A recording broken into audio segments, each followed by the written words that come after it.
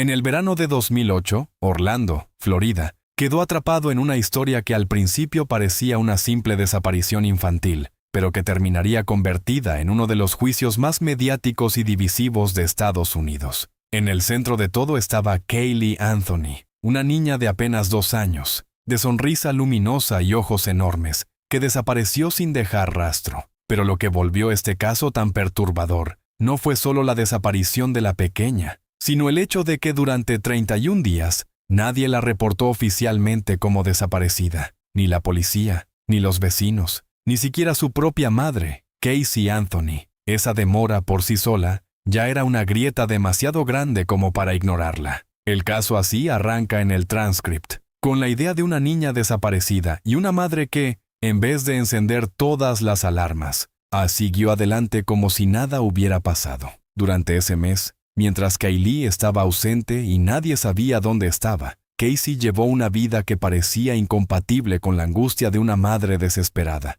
Salía de fiesta, sonreía en fotografías, se movía por la ciudad con aparente normalidad y hasta se tatuó la frase «Bella Vita», la buena vida. Esa expresión acabaría persiguiéndola durante años, porque para la opinión pública se convirtió en el símbolo de una frialdad insoportable. Mientras la familia creyó que la niña estaba con una niñera, Casey inventó excusas, retrasó respuestas y construyó una red de mentiras cada vez más absurda. Decía que Caylee estaba al cuidado de una mujer llamada Zenaida, una supuesta niñera que, según la investigación, ni siquiera existía. También inventó paseos, visitas y rutinas falsas para sostener su relato. No era una mentira improvisada, era una ficción sostenida con calma, detalle y una sangre fría que heló a todo el país. El punto de quiebre llegó el 15 de julio de 2008, cuando Cindy Anthony, la madre de Casey y abuela de Caylee, ya cansada de evasivas, localizó el coche abandonado de su hija. Al abrir el maletero, el olor la golpeó con una violencia imposible de olvidar. En la llamada al 911, describió algo estremecedor. El coche olía como si hubiera habido un cadáver dentro. Esa llamada fue el disparo de salida para una de las investigaciones criminales más seguidas de la televisión estadounidense. A partir de ese momento, el caso dejó de ser una desaparición extraña y se transformó en una pesadilla pública. La familia ya no estaba lidiando con una simple ausencia. Todo estaba asomándose a algo mucho más oscuro. Aún entonces, Casey siguió mintiendo. Les dijo a los detectives que la niñera había secuestrado a la niña. Los llevó a lugares inexistentes, inventó direcciones, aseguró que trabajaba en Universal Studios y obligó a los investigadores a seguirla, hasta que finalmente quedó claro que todo era una farsa. Cada nueva afirmación falsa no hacía más que destruir la poca credibilidad que pudiera quedarle. No era una persona confundida dando datos imprecisos en medio del pánico. Era alguien fabricando escenarios enteros para retrasar la verdad. Y ahí es donde el caso se volvió especialmente brutal. No solo había una niña desaparecida, sino una madre aparentemente más comprometida con sostener una mentira que con encontrarla. La investigación forense endureció aún más el panorama. Según el transcript, en el coche de Casey se detectaron rastros compatibles con descomposición humana y un cabello de Caylee con señales post-mortem. También aparecieron referencias al cloroformo, una sustancia que la fiscalía consideró clave para su teoría del crimen. A eso se sumó el hallazgo más devastador de todos. En diciembre de 2008, un trabajador encontró restos óseos en una zona boscosa a menos de 1 kilómetro de la casa familiar. Los registros dentales confirmaron lo peor. Eran los restos de Caylee Anthony. Además, una cinta adhesiva hallada en el cráneo sugirió una posible asfixia. Ya no había espacio para la esperanza. La niña no estaba escondida, ni retenida, ni con una niñera. Estaba muerta. Y la pregunta que quedó flotando fue más insoportable que nunca. ¿Qué sabía realmente su madre? Cuando comenzó el juicio en 2011, el caso ya era un espectáculo nacional. La fiscalía presentó a Casey como una joven egoísta que había matado a su hija para recuperar una vida sin responsabilidades. Su teoría era dura, directa y emocionalmente demoledora. Caylee fue asesinada con cloroformo y cinta adhesiva, y su cuerpo fue ocultado antes de ser abandonado. Para reforzar esa narrativa, mostraron imágenes de Casey bailando y saliendo de fiesta mientras su hija ya estaba desaparecida. Era una imagen devastadora para cualquier jurado. Una niña muerta y una madre celebrando. Pero la defensa contraatacó con una historia completamente distinta. Dirigida por José Báez, sostuvo que Caylee se había ahogado accidentalmente en la piscina familiar y que luego Casey y su padre, George Anthony, encubrieron el hecho. Además, la defensa lanzó una acusación explosiva. George habría abusado sexualmente de Casey durante años, lo que explicaría, según ellos, su patrón de mentiras, evasión y comportamiento disociado. El juicio dejó de ser una simple discusión sobre pruebas. Se convirtió en una guerra salvaje entre dos relatos irreconciliables. Después de 6 semanas de testimonios, análisis y titulares incendiarios, llegó el veredicto. El 5 de julio de 2011, el jurado declaró a Casey no culpable de asesinato en primer grado, homicidio agravado y abuso infantil. Solo fue condenada por mentir a la policía. La reacción fue inmediata y feroz. La gente estalló de rabia frente al tribunal, en los programas de televisión y en Internet. Para millones de personas, aquello no fue una absolución, fue un fracaso humillante del sistema judicial. Y Casey había pasado casi 3 años en prisión preventiva y fue liberada poco después. Legalmente, había ganado. Socialmente, quedó marcada para siempre. Desde entonces, su nombre dejó de pertenecer solo a un expediente y pasó a convertirse en sinónimo de una duda que nunca cicatrizó. Hoy, según el transcript, Casey Anthony vive de forma aislada en el sur de Florida. Ha dado pocas entrevistas, mantiene su inocencia y sigue siendo uno de los nombres más controvertidos del true crime moderno. El tribunal la absolvió, sí, pero en la mente del público, su juicio nunca terminó, porque el gran veneno de este caso no fue solo la muerte de Caylee, sino la imposibilidad de cerrar la herida con una verdad incuestionable. Nadie sabe con certeza qué pasó en los últimos momentos de la niña. Lo único seguro es que una pequeña de 2 años desapareció, o fue olvidada durante 31 días y acabó convertida en el centro de una batalla judicial que dividió a un país entero. Y por eso la historia de Casey Anthony sigue viva, no como una respuesta, sino como una cicatriz abierta, una niña sin voz, una madre rodeada de mentiras y una justicia que, para muchos, jamás logró estar a la altura del horror. La noche del 19 de mayo de 1983, una escena espantosa irrumpió en la sala de emergencias del Hospital Mackenzie Willamette, en Springfield, Oregón. Un coche pequeño se detuvo bruscamente frente a la entrada. Del asiento del conductor bajó una mujer cubierta de sangre, pidiendo ayuda a gritos. Dentro del vehículo había 3 niños, también ensangrentados. Cheryl, de 7 años, ya no respiraba. Christy, de 8, y Danny, de 3, aún seguían con vida, pero apenas. Frente a aquella imagen devastadora, los médicos se apresuraron a salvar a los pequeños mientras intentaban entender lo ocurrido. La madre, Diane Downs, tenía solo una herida leve en el brazo. Era un detalle que, en medio del caos, nadie olvidaría. Diane contó una historia aterradora. Dijo que mientras conducía por una carretera rural, un hombre desconocido, de cabello abundante, la había detenido. Según su versión,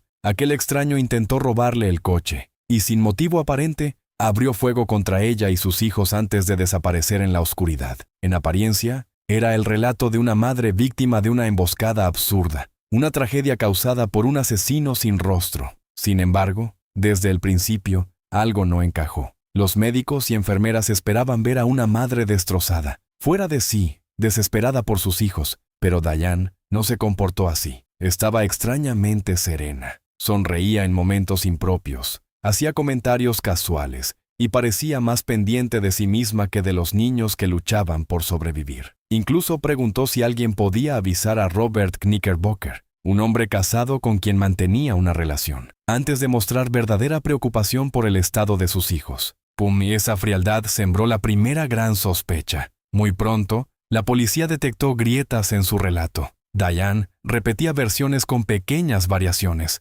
cambiaba detalles, alteraba tiempos y parecía ajustar la historia según las preguntas que le hacían. Cuando los investigadores revisaron el coche, encontraron otra señal inquietante. No había rastro de lucha con ningún agresor ni pruebas sólidas que respaldaran la presencia de ese supuesto atacante. El vehículo no contaba la misma historia que Diane relataba, y cuanto más hablaba ella, más evidente resultaba que los agentes no estaban persiguiendo a un desconocido. Empezaban a mirar directamente a la madre. El momento que terminó de volverla indefendible llegó semanas después, cuando aceptó recrear el crimen frente a las cámaras. Lo que para ella quizá fue una forma de convencer a la opinión pública, para los investigadores fue casi una confesión emocional. Mientras describía cómo el supuesto agresor se acercó al coche y disparó, Diane sonreía con una tranquilidad perturbadora. Su manera de actuar no transmitía terror, dolor ni trauma. Transmitía algo peor, desconexión. Mucha gente quedó horrorizada al verla. Para la policía, aquella escena confirmó que la verdad no estaba afuera, en la carretera, sino sentada justo delante de ellos. Después apareció otro elemento decisivo, su propio diario. En esas páginas comenzó a emerger una motivación escalofriante. Diane estaba obsesionada con Robert Knickerbocker. Él le había dejado claro que no quería una relación que incluyera hijos. Para una mente sana, eso habría sido un rechazo doloroso. Para Diane, aparentemente, ya se convirtió en una ecuación monstruosa. Si los niños desaparecían, aquel hombre podría quedarse. El amor dejó de ser afecto y se transformó en obsesión. La maternidad dejó de ser protección y se volvió un obstáculo. Esa posibilidad era tan horrible que costaba aceptarla, pero cada nueva pieza del caso la hacía más real. Aún así, el golpe definitivo contra Diane no vino de una prueba forense, sino de una superviviente. Christy, su hija de 8 años, vivió de milagro. Una bala le había provocado un derrame cerebral y le dejó secuelas severas, incluida una parálisis parcial. Durante meses tuvo que reaprender a hablar. Cada palabra era un esfuerzo, cada avance, una batalla. Y cuando por fin pudo expresarse con cierta claridad, el fiscal Fred Hugi le hizo una pregunta suave, casi con miedo de escuchar la respuesta. Christy, ¿sabes quién te disparó? La niña dudó, bajó la mirada y pronunció 2 palabras que destrozaron por completo la defensa. Mi mamá. Aquel testimonio fue demoledor. En el juicio, Christy relató con valentía lo que recordaba, que su madre detuvo el coche, tomó el arma y disparó contra sus propios hijos. La sala quedó en silencio. Ya no se trataba solo de sospechas, ni de contradicciones, ni de intuiciones. La acusación tenía voz, y esa voz era la de una niña que sobrevivió al horror. Mientras tanto, Diane intentó construir una imagen favorable ante el jurado. Llegó incluso embarazada de otro hombre, buscando proyectar una apariencia más tierna, más humana, más maternal. Pero ya era demasiado tarde. Su actuación no conmovió a nadie, porque frente a la gravedad de los hechos, aquella puesta en escena parecía una manipulación más. En junio de 1984, el jurado la declaró culpable de asesinato y de 2 intentos de asesinato. Fue condenada a cadena perpetua más 50 años. Sin embargo, ni siquiera entonces mostró verdadero arrepentimiento. Siguió insistiendo en su inocencia,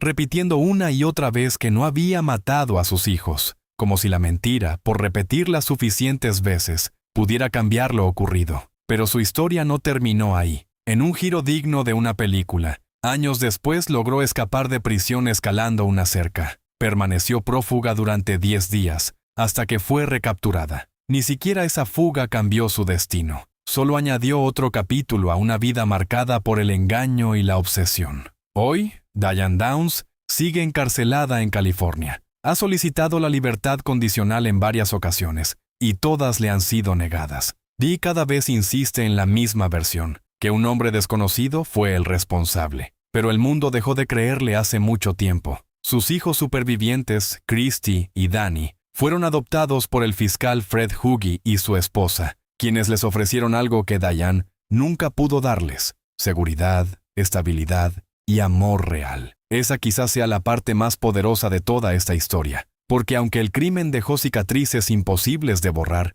no logró destruirlo todo. Hubo dolor, sí, hubo pérdida, traición y horror, pero también hubo una segunda oportunidad para quienes sobrevivieron. El nombre de Diane Downs quedó grabado para siempre como símbolo de una de las traiciones más impensables, la de una madre que convirtió el deseo en obsesión y la obsesión en violencia. No fue un impulso, no fue un accidente. Fue el colapso total de todo lo que una madre debe representar. Y por eso su caso sigue siendo tan perturbador décadas después, porque nos obliga a mirar una verdad insoportable. A veces, el peligro no viene de la oscuridad del camino. A veces, ya va sentado al volante.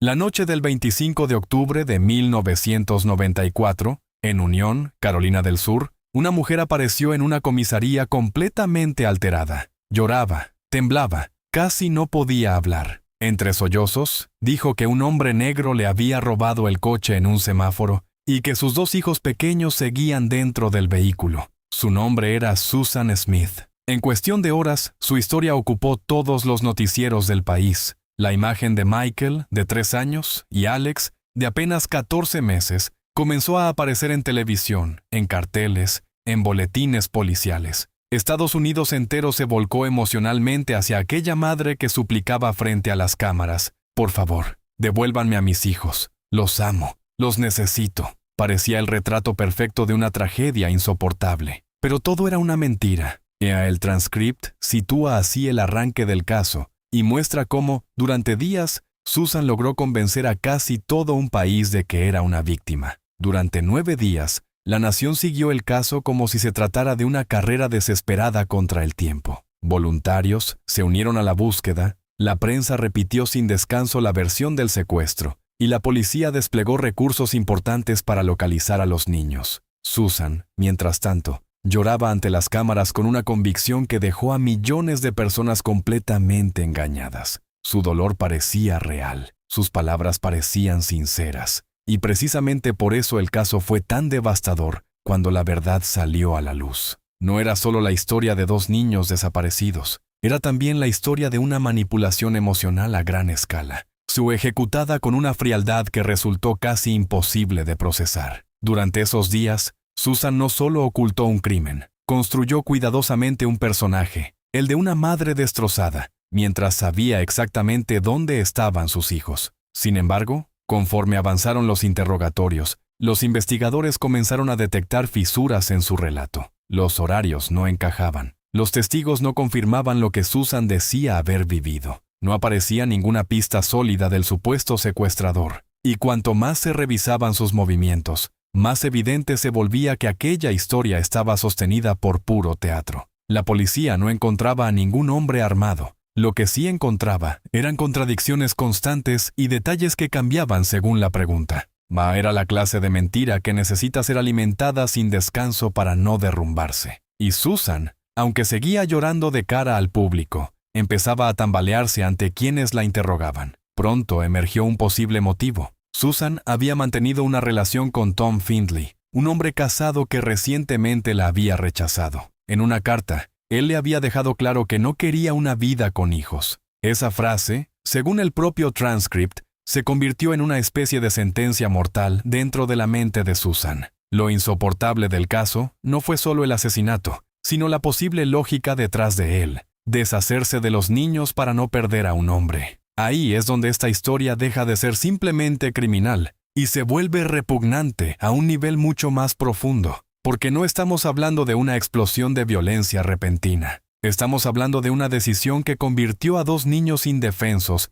en obstáculos emocionales. Y eso es exactamente lo que hace que el caso de Susan Smith siga siendo uno de los más odiados y recordados en la historia criminal estadounidense. El 3 de noviembre de 1994, tras 9 días de mentiras, Susan se quebró durante el interrogatorio y confesó la verdad. No hubo secuestro, no hubo desconocido armado, no hubo persecución ni un criminal huyendo en la oscuridad. Esa noche, ella misma condujo hasta el lago John D. Long, con sus hijos dormidos en el asiento trasero. Luego dejó el coche en punto muerto, soltó el freno de mano y permitió que el vehículo se deslizara lentamente hacia el agua. Los niños seguían sujetos a sus asientos. Susan observó cómo el coche se hundía durante 6 minutos. 6 minutos, no segundos, no un impulso ciego, más 6 minutos enteros viendo morir a sus propios hijos, antes de caminar de regreso y comenzar la función que engañaría a todo un país. Esa parte del caso es tan brutal que casi parece imposible de creer, pero precisamente por eso quedó grabada para siempre en la memoria colectiva. Cuando el vehículo fue recuperado del lago, los cuerpos de Michael y Alex seguían atados a sus asientos. Según el transcript, incluso rescatistas y policías endurecidos por años de servicio No pudieron contener las lágrimas. No era solo la muerte de 2 niños, era la manera en que habían muerto, atrapados, indefensos, confiando seguramente en la única persona que debía protegerlos. La imagen del coche bajo el agua se convirtió en una de las más desgarradoras del crimen real moderno. Y desde ese instante, la máscara de Susan cayó por completo. Ya no era la madre rota que rogaba ante las cámaras. Era una asesina que había usado las lágrimas como herramienta, la maternidad como disfraz y el dolor colectivo como escudo. En el juicio, Susan intentó presentarse como una mujer emocionalmente devastada, arrastrada por la desesperación y por heridas psicológicas profundas. La defensa habló de su infancia, de su salud mental y de su sufrimiento interno, pero el jurado vio algo mucho más simple y mucho más terrible: egoísmo, no compasión, no locura que anule la responsabilidad, egoísmo puro. Había elegido a un hombre por encima de sus hijos, y cuando sintió que la maternidad amenazaba esa fantasía, los eliminó. En 1995, fue declarada culpable de asesinato en primer grado. La fiscalía pidió la pena de muerte, pero el jurado optó por cadena perpetua con posibilidad de libertad condicional tras 30 años. Esa decisión, aunque evitó la ejecución, no cambió en nada la dimensión moral del crimen. Susan Smith ya había quedado condenada para siempre ante la opinión pública. Hoy, según el transcript, Susan Smith tiene 53 años y sigue encarcelada en Carolina del Sur. Con el paso del tiempo ha cambiado varias veces su explicación. A veces culpa a su infancia, otras veces a su salud mental, pero jamás ha asumido de forma plena la monstruosidad de lo que hizo.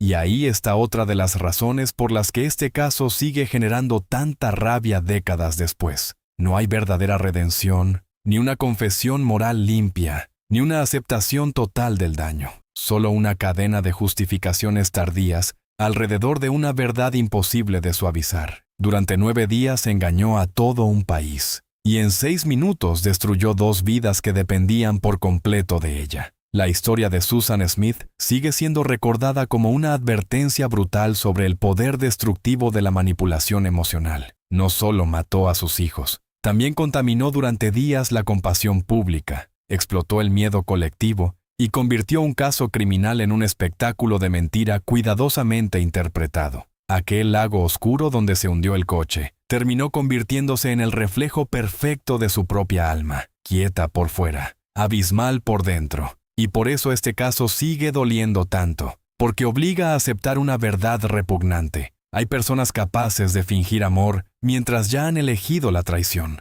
Y cuando esa persona es una madre, el horror no solo hiere, se vuelve inolvidable.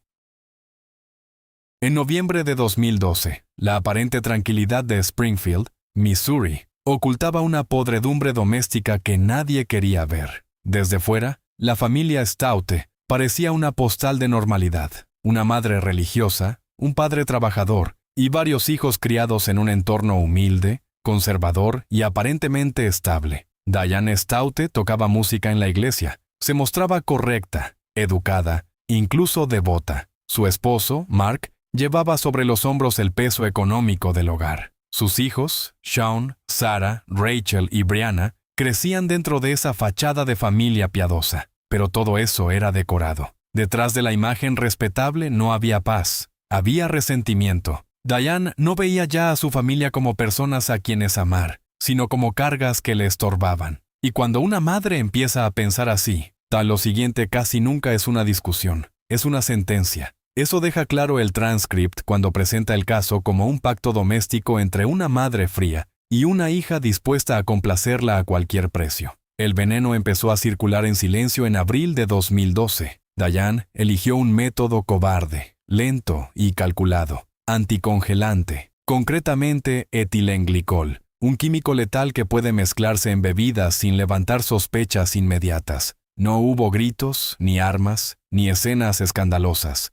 Hubo dosis pequeñas, repetidas, administradas con paciencia miserable. Mark Stoute comenzó a enfermar poco a poco. Sufría confusión, convulsiones, malestar severo, un deterioro que parecía no tener explicación clara. Nadie pensó en asesinato, y eso es lo más siniestro del método. Permitía ver a la víctima apagarse lentamente, mientras el verdugo seguía sentado a la mesa fingiendo normalidad. El 8 de abril, Mark murió entre dolor y desconcierto. El certificado médico habló de causas naturales. Diane fue al funeral y, según quienes la observaron, no parecía devastada, parecía liberada. Ese detalle no es menor. Hay personas que fingen duelo. Ella ni siquiera se molestó en actuar bien. Pero Mark no era el único objetivo. Meses después, el siguiente en la lista fue Sean, de 26 años. Diane lo veía como una carga económica, otra boca que alimentar, otro obstáculo dentro de la casa.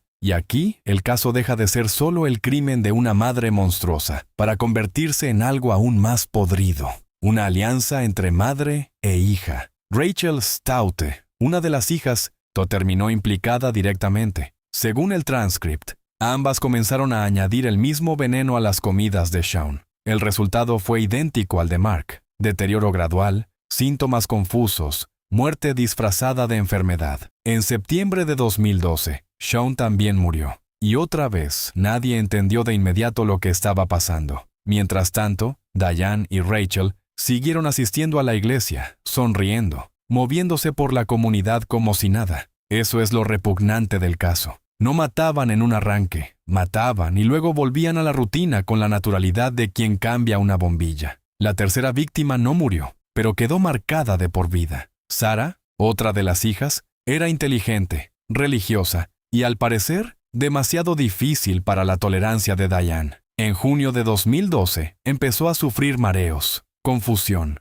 dificultades para hablar y otros síntomas graves que desconcertaron a los médicos. Sobrevivió, pero con daño cerebral permanente. Eso destruye cualquier intento de suavizar el caso. No hablamos de una madre que perdió el control una vez. Hablamos de alguien que convirtió su cocina en laboratorio, su mesa en trampa y su familia en una fila de objetivos. Si Sarah no murió, no fue por misericordia, fue por azar, por dosis, por tiempo. Diane ya había cruzado moralmente todos los límites mucho antes. Durante meses, Diane y Rachel siguieron viviendo como si nada. Esa es una de las partes más turbias del relato. La convivencia con el crimen como si fuera una costumbre. Mientras una hija quedaba dañada, un esposo y un hijo ya estaban muertos, y la casa seguía aparentando religiosidad, orden y vida comunitaria.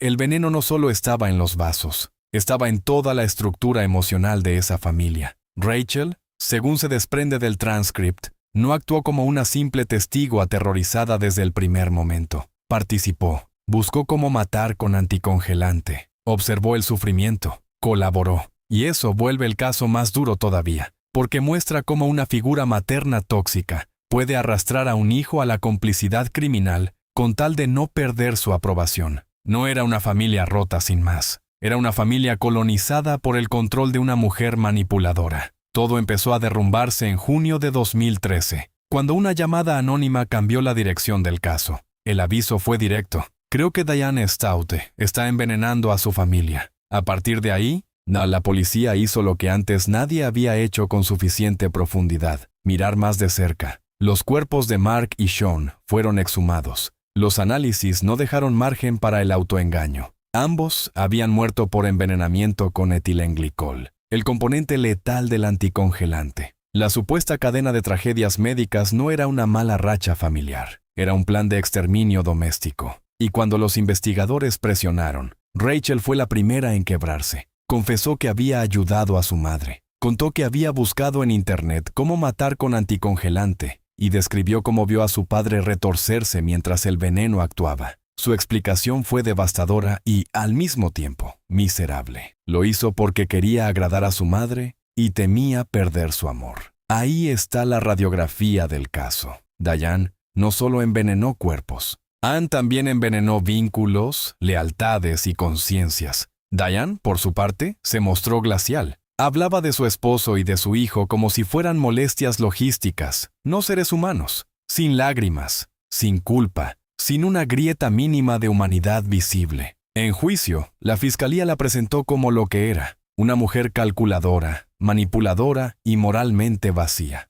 Rachel quedó expuesta como cómplice, sí, pero también como producto del dominio psicológico de su madre. La combinación era espantosa: una madre que dirige y una hija que obedece. Una casa donde debería haber habido música, oración y cuidado se convirtió en una maquinaria de veneno y traición. En 2015, Diane Stout fue condenada a cadena perpetua sin posibilidad de libertad condicional. Rachel recibió también cadena perpetua, aunque con posibilidad de revisión futura por su cooperación y testimonio contra su madre. La justicia llegó, pero no reparó nada. Mark y Sean siguieron muertos, Sarah siguió dañada, y el apellido familiar quedó podrido para siempre. Hoy ambas siguen en prisión. Diane permanece impasible. Rachel ha mostrado arrepentimiento, pero eso ya no cambia lo esencial. El caso Stout sigue siendo uno de los ejemplos más perturbadores de cómo una madre puede transformar su hogar en un espacio de aniquilación lenta.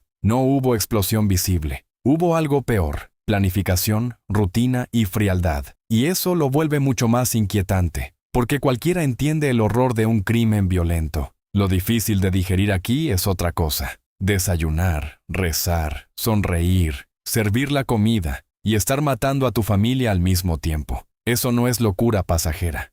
Eso es podredumbre total. En octubre de 2013, en el condado de Gwinnett, Georgia, los bomberos acudieron a un complejo de apartamentos por un aviso que, en apariencia, parecía rutinario. Un fuerte olor a humo. No esperaban encontrar un incendio devastador, ni una explosión, ni una fuga. Lo que encontraron fue mucho peor. Dentro de un contenedor de basura parcialmente quemado, yacía el cuerpo de una niña de apenas 10 años. Se llamaba Emani Moss, y desde ese instante quedó claro que no estaban ante una tragedia accidental, sino ante una crueldad tan profunda que incluso los investigadores más experimentados tardaron en procesarla. Así aparece el caso en el transcript, como el descubrimiento de un crimen imposible de digerir, uno de esos que no solo indignan, sino que dejan una mancha permanente en la memoria. Al principio, la madre adoptiva de Emani, Tiffany Moss, y su padre biológico, Eman Moss, intentaron sostener una versión conveniente. Dijeron que la niña había muerto por accidente, pero esa historia se desmoronó casi de inmediato. La realidad era demasiado brutal para ocultarla con una explicación torpe. Emani había sido dejada morir de hambre, no de un día para otro, no por un descuido aislado. Fue un proceso lento, prolongado, sistemático, una muerte construida a base de privación, castigo y abandono. Y ahí está la parte más asquerosa del caso. No fue un arrebato, no fue una explosión de violencia irracional, fue una rutina. Una niña convertida en blanco fijo del desprecio dentro de su propia casa. Hacia afuera, la familia Moss parecía perfectamente normal. Saludaban a los vecinos, asistían a la iglesia, se movían dentro de una fachada de vida ordenada y respetable. Pero puertas adentro, la realidad era otra. Mientras los hijos biológicos del matrimonio recibían comida, cuidados y atención, Emani era tratada como una presencia indeseada, casi como si no fuera parte de la familia. El transcript deja claro ese contraste monstruoso. 2 niños siendo criados con normalidad y una tercera niña, en la misma casa, siendo reducida lentamente a una sombra. Ese doble estándar vuelve el caso todavía más repulsivo, porque demuestra selección, intención, jerarquía emocional. No era caos doméstico, era crueldad dirigida. Las señales, además, estaban ahí. En la escuela, sus maestros comenzaron a notar que algo no iba bien. Emani llegaba hambrienta, pedía restos de comida a sus compañeros y mostraba miedo cuando alguien mencionaba a su madre. Es decir, el horror no estaba completamente oculto, se filtraba, pues la niña lo gritaba con el cuerpo, con su comportamiento, con esa desesperación silenciosa que tantos adultos vieron sin llegar a detener. Según el transcript, incluso los servicios sociales ya habían intervenido años antes. Hubo un momento en que Emani fue retirada del hogar y llevada temporalmente con otra familia. Allí empezó a ganar peso, a sonreír, a mostrar señales de recuperación. Eso es decisivo, porque destruye cualquier coartada posible. Cuando se alejó de quienes debían cuidarla, mejoró. Cuando volvió, quedó condenada. La decisión de devolverla a esa casa fue, en la práctica, la firma de su sentencia. Durante 2013, el maltrato escaló a un nivel insoportable. Tiffany y Eman comenzaron a encerrarla en su habitación. Le negaban comida durante días, luego durante periodos cada vez más largos. O si Emani intentaba conseguir algo para comer, aunque fuera un trozo de pan o restos del refrigerador, la golpeaban. Es difícil leer eso sin rabia. porque ni siquiera le permitían obedecer el instinto más básico del cuerpo: sobrevivir. El hambre se convirtió en un método de control. Su cuerpo empezó a apagarse. Se volvió frágil, huesuda, débil. Su voz, según el relato, apenas era un susurro. Ya no vivía. Esperaba el siguiente castigo. Y todo eso ocurría mientras otros en ese mismo apartamento seguían comiendo con normalidad. Eso no es negligencia. Eso es tortura. El 28 de octubre de 2013, Emani ya no tenía fuerzas para moverse. Pesaba apenas 14 kilos. Murió sola, en el suelo de su habitación. Nadie llamó a emergencias. Nadie intentó reanimarla. Nadie fingió siquiera una mínima humanidad. En lugar de buscar ayuda, Tiffany Moss y su esposo metieron el cuerpo de la niña en una bolsa, la colocaron en un contenedor de basura e intentaron quemarlo. Ese detalle termina de hundirlos moralmente, porque demuestra que incluso después de matarla, siguieron tratándola como si no fuera una hija, ni una niña, ni una persona. Solo querían deshacerse de la evidencia. El olor del fuego y del cuerpo fue tan fuerte que alertó a los vecinos, y gracias a eso la policía entró en escena. A veces el mal no cae por remordimiento, sino por torpeza, y aquí pasó exactamente eso. Cuando los agentes entraron en el apartamento, encontraron una escena coherente con meses de abandono, humedad en las paredes, restos de comida vieja y señales de una vida doméstica degradada. Pero nada superó el impacto del estado del cuerpo de Emani. Los investigadores describieron signos de inanición extrema, golpes y abandono prolongado. Varios agentes veteranos, según el transcript, dijeron que nunca habían visto algo igual, y no cuesta entender por qué. Hay crímenes violentos que duran segundos. Este duró semanas, quizá meses, y se alimentó del silencio, de la indiferencia y de una disciplina perversa que convirtió el hambre en arma. No hubo un solo instante fatal. Hubo una cadena de decisiones deliberadas que terminaron apagando a una niña pieza por pieza. Durante el juicio, Tiffany Moss decidió representarse a sí misma. Fue una decisión tan absurda como reveladora. No mostró lágrimas, no pidió perdón, no se quebró al ver las pruebas. Permaneció inmóvil mientras la fiscalía mostraba las fotografías del cuerpo de Emani. Esa frialdad dejó una impresión devastadora en la sala. No era solo una acusada defendiendo su inocencia. Parecía una mujer incapaz de acceder a algo parecido a la compasión. En 2019, fue declarada culpable de asesinato, crueldad infantil y ocultamiento de cadáver, y el jurado la condenó a muerte, convirtiéndola en la única mujer en el corredor de la muerte del estado de Georgia, según el transcript. Su esposo aceptó un acuerdo y recibió cadena perpetua sin posibilidad de libertad condicional. La justicia llegó tarde, brutalmente tarde, pero llegó. En 2025, Tiffany Moss seguía en la prisión estatal de Arrendale, esperando su ejecución. Habla poco, vive en silencio y escribe en un diario que, según el transcript, nadie ha leído. Pero sinceramente, eso ya da igual. Lo que importa no es su silencio de ahora, sino el silencio que rodeó a Emani cuando más necesitaba ser escuchada. Porque este caso no solo expone a una madrastra monstruosa y a un padre cobarde, también expone a un sistema incapaz de proteger a una niña que ya había dado señales claras de que estaba siendo destruida. Emani Moss no murió solo de hambre física, murió de abandono institucional, de indiferencia adulta y de una cadena de decisiones miserables. Y esa es la parte que más duele. No se trató de un horror imprevisible. Había señales, había tiempo, y aún así, nadie la sacó de ahí para siempre. 5 casos, 5 historias distintas, pero una misma verdad imposible de ignorar. Cuando la persona que debería proteger, cuidar y dar amor se convierte en la fuente del horror, el crimen deja una herida mucho más profunda, porque no se rompe solo una vida, se rompe la confianza más básica que existe. En estos casos no vimos monstruos escondidos en callejones oscuros, vimos algo mucho más perturbador: madres, padres y figuras del propio hogar convertidos en amenaza. Personas que debían ser refugio y terminaron siendo condena. Y por eso estas historias siguen impactando tantos años después, porque nos obligan a mirar de frente una realidad insoportable. A veces, el mayor peligro no viene de afuera, viene de dentro de casa. Si este video te impactó, dale like o suscríbete al canal y activa la campana para no perderte los próximos casos reales que vamos a traer aquí. Y ahora quiero leerte a ti en los comentarios. ¿Cuál de estos 5 casos te pareció el más perturbador? ¿Y por qué? ¿Crees que hubo señales claras que alguien pudo haber detenido a tiempos?